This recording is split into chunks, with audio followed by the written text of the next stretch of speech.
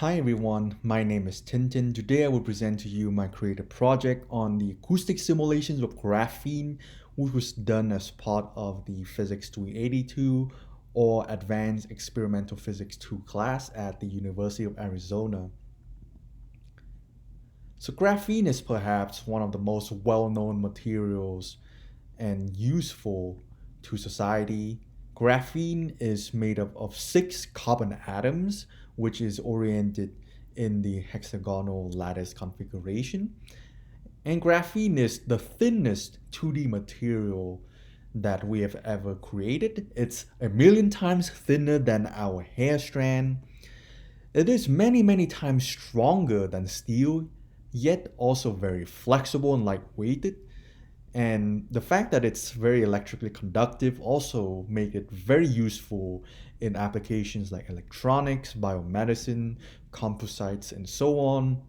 It has a huge economic impact with it $180 million global industry.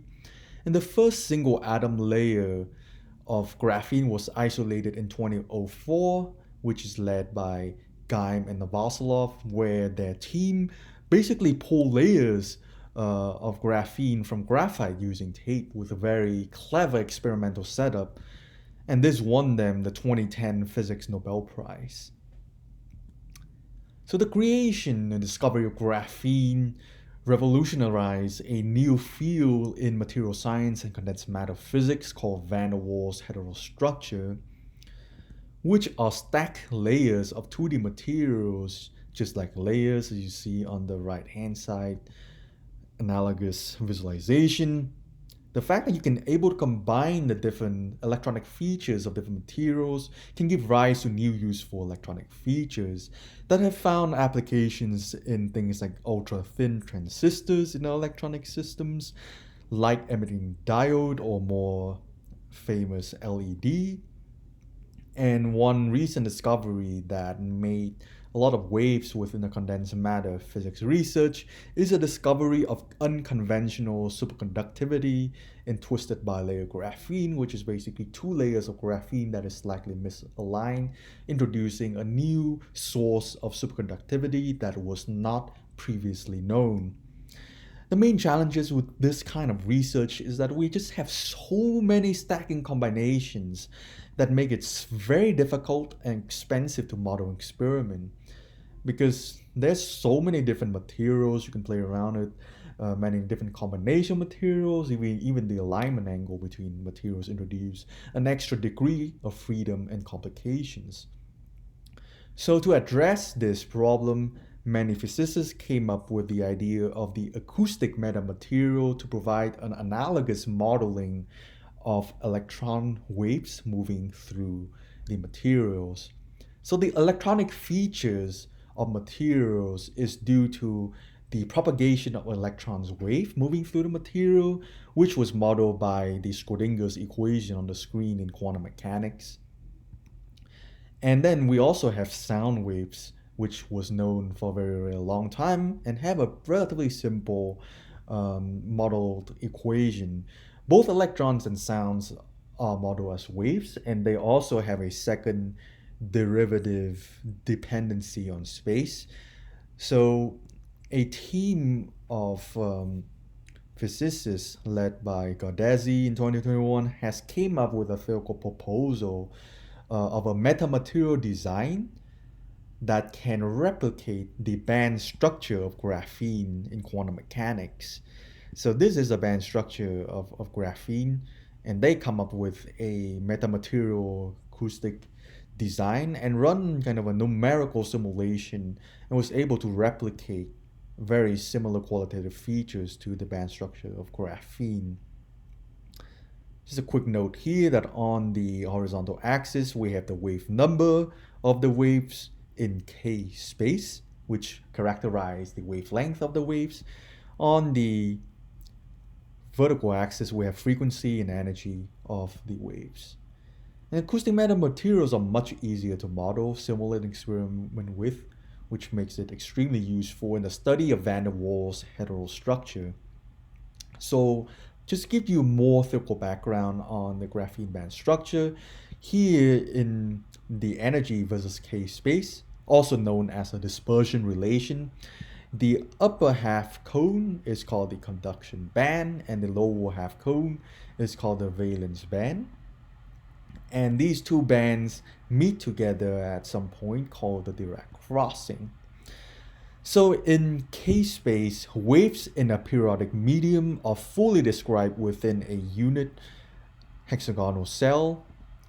And due to the hexagonal symmetry, we can also consider only basically this triangular subpiece of the hexagon instead of the full space, which is characterized on this K-space here. So in my project, the goal is to replicate the theoretical acoustic metamaterial design proposed by the Gardesi paper, where they've only done a theoretical and numerical simulation, try to replicate an experiment using their actual metamaterial in reality and see if it actually gives us something similar to the graphene band structure. So in my project, I first 3D printed the acoustic metamaterial design in the Gardesi paper. Then I transmit sound through the metamaterial and measure the sound amplitude at different positions across the metamaterial, which gives us this plot of sound amplitude versus position. And then I fit a superposition of two sinusoidal curves where I can extract the wave numbers information and the uncertainties, and then I repeat this for a variety of sound frequency, and this would give me a plot of sound frequency versus the wave number, giving me an experimental dispersion relation. So then I compare my experimental data with the Gardesi plot. I do a very simple linear fit to my data, which is not rigorous, but considering the low resolution and a very preliminary result of my data, this is sufficient enough to give some sort of a qualitative description of my results. So I compare this with within the same region as reported by the Gardesi paper. And it's good that it has a very similar behavior where you have two lines that are converging towards each other as you go down in frequency. Especially in the top right corner, my experimental data is very similar to the Gardesi paper, while on the top left, my experimental data deviates quite a bit from the numerical simulation. Also, unfortunately, as I go down to frequency lower than 8, my experiment became heavily contaminated by a wide range of low frequency sound that is inherent in the background, which makes it really hard to get clean data. So that's why I was not able to get data at lower frequency and was not able to verify the Dirac crossing within my experimental data. But the fact that you see the two lines of the conduction band is converging as you go lower frequency is a promising sign that perhaps I can see the Dirac crossing if I'm able to observe and get data from the lower frequency range. So the next step is exactly that, trying to come up with a way to collect clean data for lower sound frequency so we can study the full band structure and the Dirac crossing with the acoustic metamaterial design. And after having a good groundwork on a single layer graphene case, it would be great to test acoustic simulations on bilayer graphene. And there are also a lot of rooms to improve the experiment and make it both more accurate and precise by having a more precise way to scan the microphone consistently throughout the metamaterial. Having a smaller microphone would help improve the resolution in space. Having a noise isolated environment would be perfect, especially towards the lower sound frequency range. And I think a major hindrance to my project was that I tried to keep my metamaterial fixed on a platform and I used a bit too much glue, which might have dampened the sound waves that are propagating through the metamaterials and might have introduced a source of systematic bias towards my experiment. So I definitely want to introduced Dr. Jenny Hoffman, a professor of physics at Harvard, who gave a great physics colloquium talk on acoustic simulation of quantum materials at the University of Arizona, which introduced me to this fascinating world of acoustic metamaterials.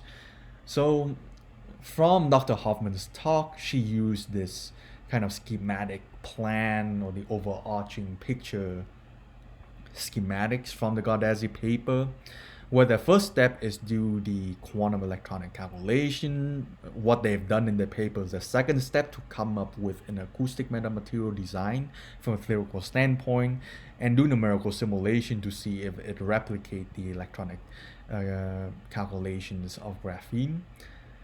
And then they are here at this step. So the goal in my project here is try to kind of test their theoretical design of acoustic metamaterial in real experiment. But so far I was not able to move on to the next phase to test on more complex van der Waals heterostructure.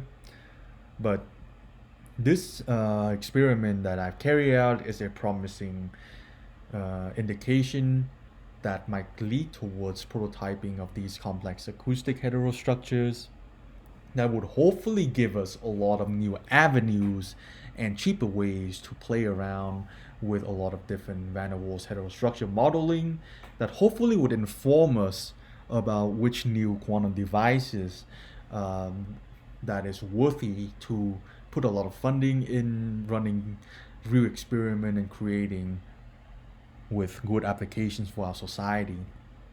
So in conclusion, my experimental acoustic dispersion relation, which is the frequency versus wave number plot, somewhat resembles its quantum counterpart describing the electronic band structure of graphene.